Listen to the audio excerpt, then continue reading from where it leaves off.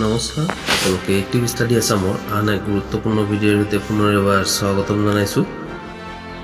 আজিৰ এই ভিডিঅ'টো অংগনবাড়ী কৰ্মী সহায়িকাসকলৰ বাবে খুবেই গুৰুত্বপূৰ্ণ। এই ভিডিঅ'টো আৰম্ভণিৰ পৰা শেষলৈকে স্কিপ নকৰাকৈ চাব। কালি অংগনবাড়ী কৰ্মী সহায়িকাসকলৰ মাজত নতুন সঞ্চালক মহোদয় আহি উপস্থিত হয়। এই ধৰ্ণাস্থলীতে নতুন সঞ্চালক মহোদয় অংগনবাড়ী কৰ্মী সহায়িকাসকলক বিক্ষোভস্থলীত উপস্থিত হৈ অংগনবাড়ী কৰ্মী সহায়িকাসকলক কি প্ৰতিশ্ৰুতি দিলে বা ক'লে সবিশেষ এই ভিডিঅ'টোৰ জৰিয়তে চাব পাৰিব। সেই ভিডিঅ'টো স্কিপ নকৰি আৰম্ভণিৰ পৰা শেষলৈকে চাব আৰু চেনেলটোত নতুনকৈ আহিলে কাইণ্ডলি চেনেলটো ছাবস্ক্ৰাইব কৰি ৰাখিব। আপোনালোক সকলোকে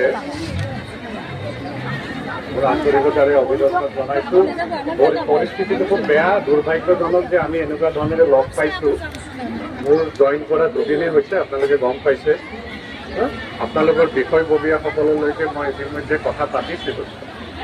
3 দিন আগত তেওঁলোক আহিছিলে, তেওঁলোকৰ ৰিপ্ৰেজেণ্টেশ্যনখিনিও দিছিল। তেওঁলোকৰ ক'বলগীয়াখিনি আপোনালোকৰ হয়, কথাখিনি অলপ ভাঙি গৈছে, কিন্তু আপোনালোকে যিখিনি বুজিব পাৰে বুজিব।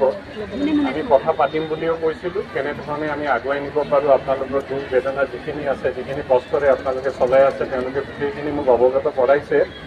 কিন্তু কথা হ'ল এনেকুৱাই যে চৰকাৰৰ লগত যিখিনি কথা, চৰকাৰৰ আমি এটা পাৰ্ট হয়, নহয় জানো, ডিৰেক্টৰতো সুকীয়া নহয়। আৰু আমাৰ মন্ত্ৰী মহোদয় আমাৰ যিখিনি তেওঁলোকৰ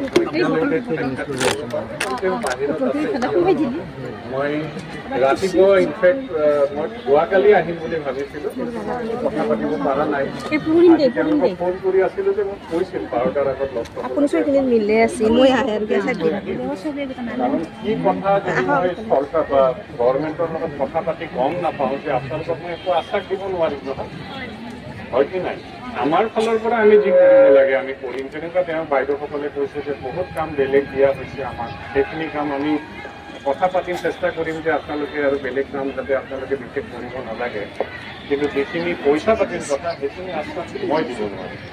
কিন্তু আপোনালোকৰ কথাটো এইটোৱে যে আপোনালোকৰ যিখিনি প্ৰপ'জেল গৈছিল বা তেওঁলোকে কৈছিল চৰকাৰৰ তাত গৈছে, এতিয়া আমি নিশ্চয়কৈ পঢ়িম বা কথাও পাতিম। কিন্তু যিহেতু আপোনালোকে আজি ওলাই আহিছে, আপোনালোকৰ লগত আচলতে লগ পাব লাগে, কিন্তু এনেই পৰিস্থিতিত লগ পোৱাটো একচুৱেলি কাম্য নহয়। কিন্তু আপোনালোক আহিছে, মোক মই কথা পাতি আছোঁ, ওলাই অহাৰ কাৰণে মই কৈছোঁ মই নিজে আহি আছোঁ তেওঁলোকৰ লগত এবাৰ। এনেও আহিম বুলিয়ে ভাবিছিলোঁ, যাতে এটলিষ্ট সাক্ষাৎ এটা কৰোঁ। আপোনালোকৰ কথাখিনি আমি যাম, নিশ্চয়কৈ আমিও আগবঢ়াই নিম যিখিনি পৰা যায়। কিন্তু আপোনালোকে এনে ওলাই অহাটো দুখজনক আমাৰ কাৰণে, হয়নে? আপোনালোকৰ বহুত কথা আছে, মই জানো। আপোনালোকৰ গোটেই বিষয়ববীয়াখিনিয়ে কৈছে। আপোনালোকৰো ইমান কষ্টৰে আপোনালোকে এতিয়া থিয় দি বহি 15 দিনে বহি থকা বুলি কৈছে, সেইটো কাৰো কাৰণে কাম্য নহয়। আপোনালোকে এতিয়া যিখিনি কৰিব লগা আছে, বাইদেউহঁতে কৈছে, আমাৰ প্ৰিন্সিপাল ছেক্ৰেটাৰীও এটা আহিছে শুনিছোঁ, আপোনালোকে মন্ত্ৰী মহোদয়ৰ লগতে কথা পাতিছে। ইয়াতকে মই আপোনালোকৰ মুৰব্বী হিচাপেহে মই আহিছোঁ। আপোনালোকৰ আৰু যদি কিবা কথা থাকে ক'ব, কিন্তু ভাবোঁ যে আমি গণতান্ত্ৰিক পদ্ধতিৰে কিবা কথা পাতি আগুৱাই নিয়ালে আমাৰ কাৰণে সুবিধা হ'ব। চৰকাৰৰ লগত যিখিনি আপোনালোকে ডিমাণ্ড দিছে আমি আগুৱাই নিব পাৰিম। কিন্তু এনেধৰণে আপোনালোকে অলপ ধৈৰ্য ধৰক। মই ভাবিছোঁ আপোনালোকে বহুত ধৈৰ্য ধৰিছে, কিন্তু আৰু অলপ ধৈৰ্য ধৰিবলৈ মই আশ্বাস দিম, যাতে আপোনালোকে সোনকালে এনেধৰণে থাক। আপোনালোকৰ এনেকুৱা নহয় যে আজি আপোনালোকে এইটো বন্ধ কৰি দিব, কালি আৰু আপোনালোকক আমি কিবা দিব নোৱাৰিলোঁ, কিবা নোৱাৰিলোঁ। আপোনালোকৰ হাতত গোটেইখিনি আছে। বিষয়ববীয়াখিনিয়ে ভালকৈ যদি আপোনালোকে নিব পাৰে, নিশ্চয়কৈ আমি কিবা নহয় কিবা পাম। কিন্তু সেইটো মই মোৰ তৰফৰ পৰা আশ্বাস দিব নোৱাৰোঁ। মই এটাই ক'ম যে আপোনালোকক লগত লৈ যেনেকুৱাকৈ যিমান সুবিধাজনকভাৱে আপোনালোকক আগুৱাই নিব চেষ্টা কৰিব লাগে, সেই চেষ্টাটো নিশ্চয়কৈ কৰিম। ঠিক আছে। অংগনবাড়ী কৰ্মী সহায়িকাসকলৰ এই গুৰুত্বপূৰ্ণ ভিডিঅ'টো আৰম্ভণিৰ পৰা শেষলৈকে স্কিপ নকৰাকৈ চোৱাৰ বাবে অশেষ ধন্যবাদ।